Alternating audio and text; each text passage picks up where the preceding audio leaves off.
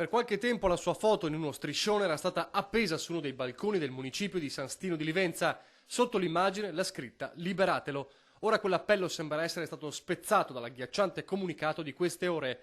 Il gruppo estremista islamico Ansaru annuncia che i 7 lavoratori stranieri rapiti il mese scorso in Nigeria sono stati uccisi. Tra questi 69enne ingegnere originario di San Stino, Silvano Trevisan. I terroristi di Ansaru hanno spiegato di averli ammazzati perché le forze di Nigeria e Regno Unito avrebbero ucciso dei musulmani nel tentativo di liberare gli ostaggi. L'annuncio terribile rimbalzato nei media locali non avrebbe ancora una conferma ufficiale.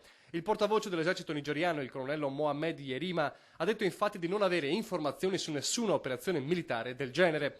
Tuttavia, qualche giorno fa, fonti dei servizi segreti italiani sul posto avevano riferito che le forze nigeriane stavano facendo il possibile per arrivare alla liberazione di Trevisan e degli altri ostaggi. Dalla Farnesina intanto fanno sapere che ci sono verifiche in corso con l'unità di crisi, le autorità locali e tutte le istituzioni coinvolte.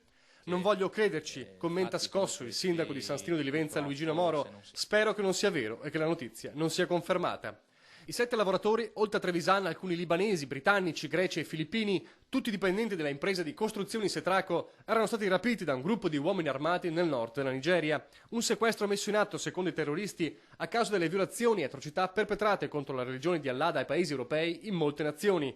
Silvano Trevisan aveva lasciato San Stino di Livenza a 11 anni per stabilirsi in Lombardia, poi in Piemonte, prima di girare il mondo con il suo lavoro da progettista.